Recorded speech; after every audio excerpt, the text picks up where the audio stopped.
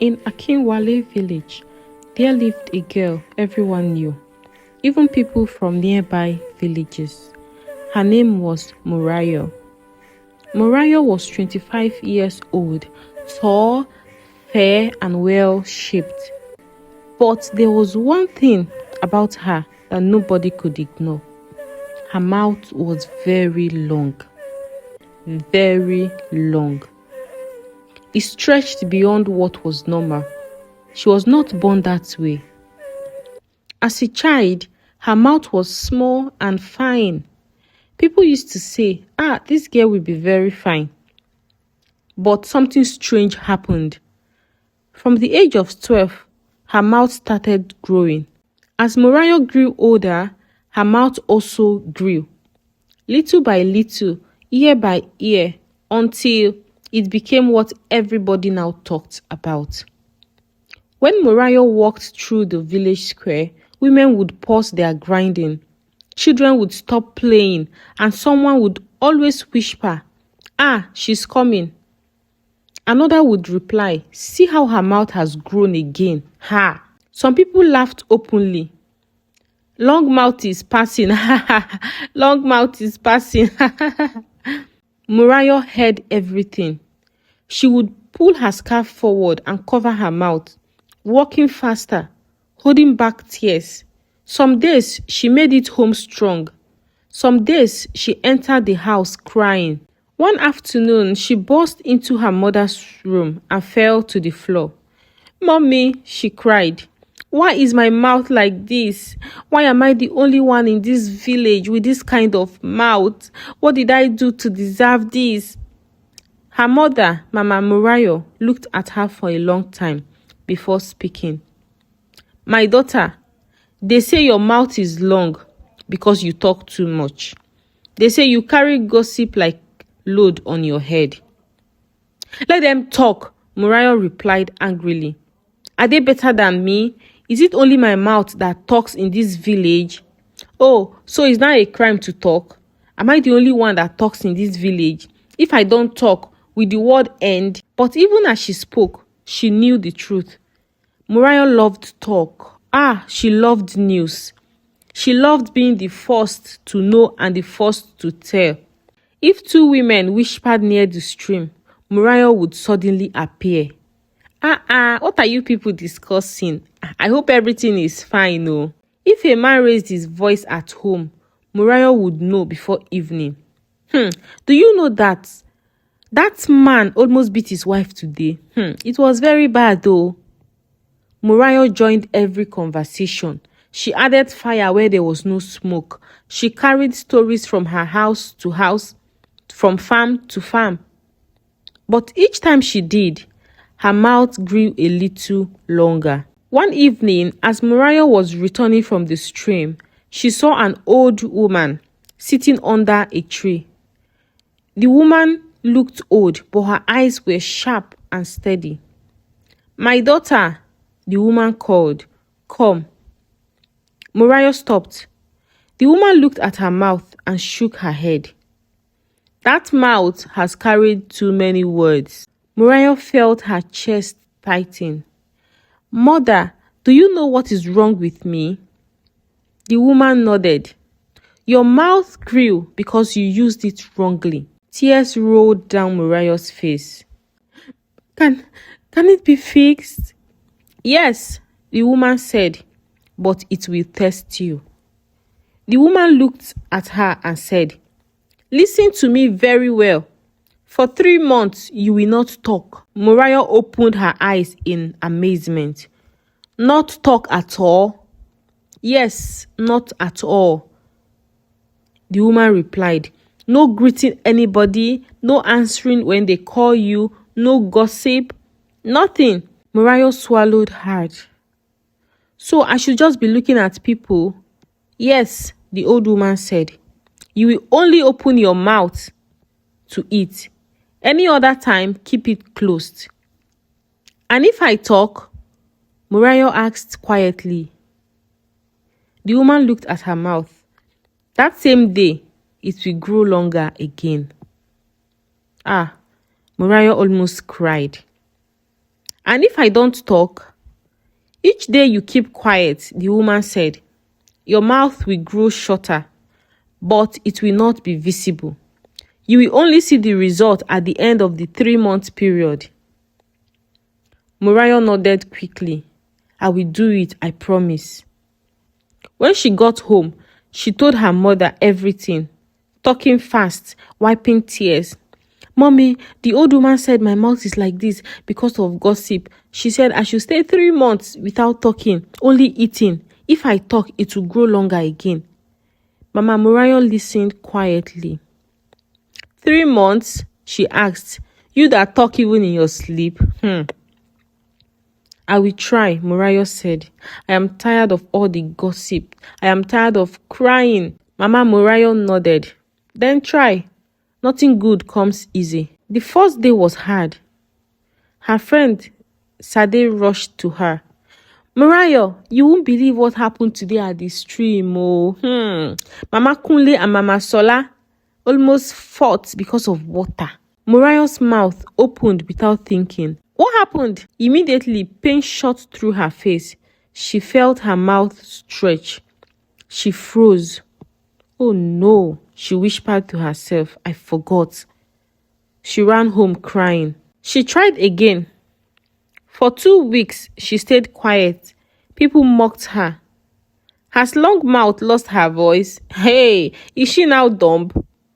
One afternoon, a woman stormed into their compound, shouting at her mother. You old woman, you didn't train your daughter well. She's spoiling people's name everywhere. Morayo could not hold it. She stepped forward and opened her mouth.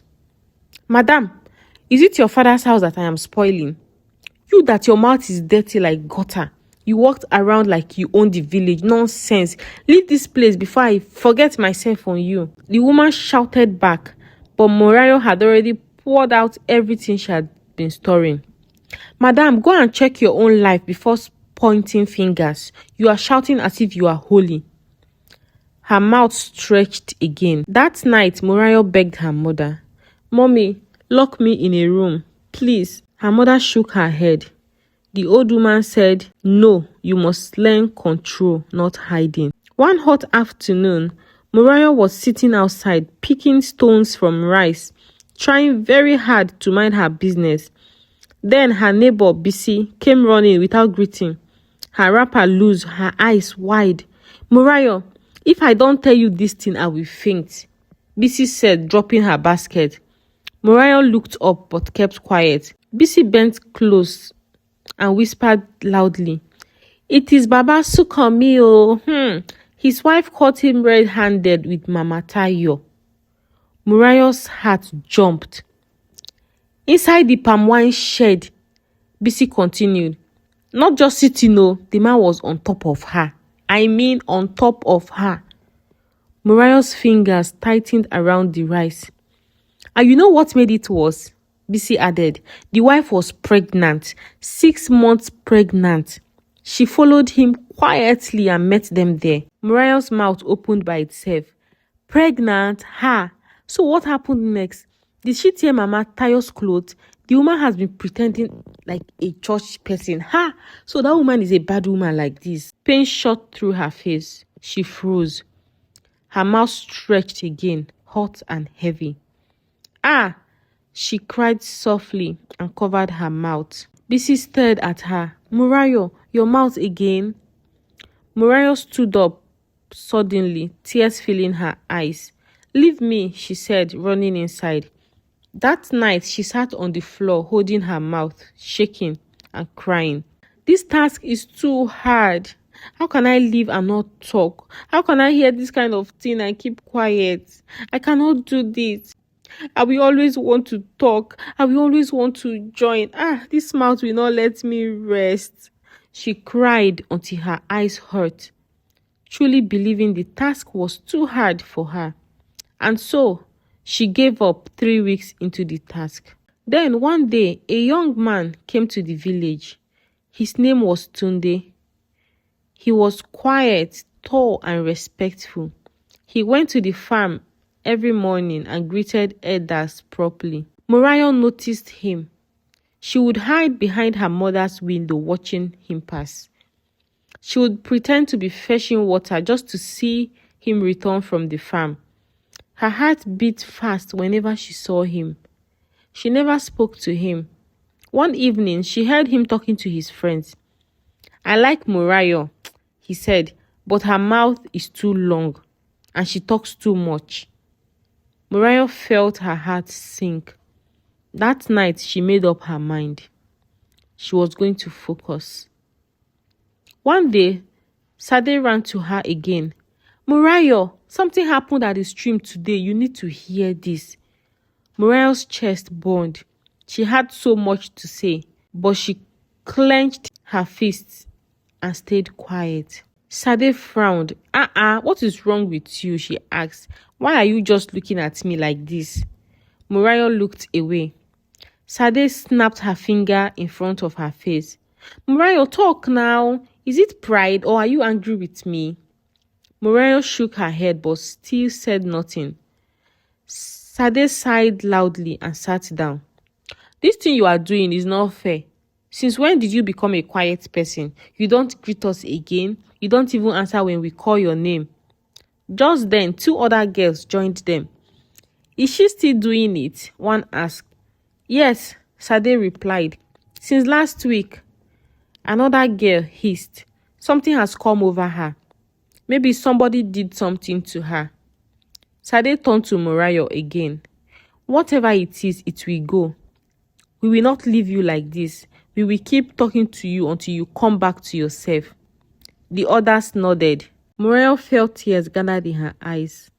She wanted to shout, to explain, to laugh with them like before, but she swallowed everything and remained quiet.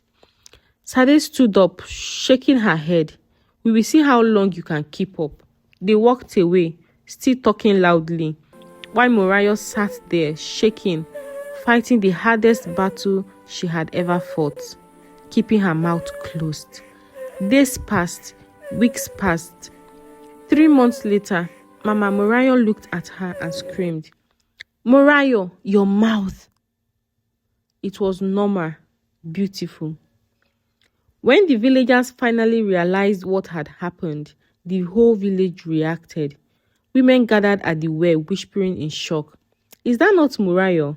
Wait, is her mouth not normal? Ha! What kind of miracle is this?" Children followed her as she walked, confused. "Is this not the same long mouth auntie?" Even the elders called her to the village square. One of them asked, "Morayo, what happened to you?" She bowed her head and answered softly, "I learned how to control my mouth." The village went quiet. From that day, whenever people wanted to gossip, someone would say, "Remember Morayo." Whenever someone talked too much, another would warn, "Be careful, your mouth may start growing." And Morayo became a living lesson in the village, proof that words have power and silence when needed can change a life. One morning, Tunde saw her passing and stopped. "Morayo," he said slowly, "is that you?" He couldn't stop looking. Later, he told her, "I don't know what changed, but you are different. I like you." Morayo smiled and turned away. "I don't know what you are talking about," she said calmly. He laughed. "I will come again." And he did. 1 year after, they got married. Years later, Morayo sat with her daughter and said, "My child, the mouth can build a life or destroy it. Choose wisely." And the girl listened.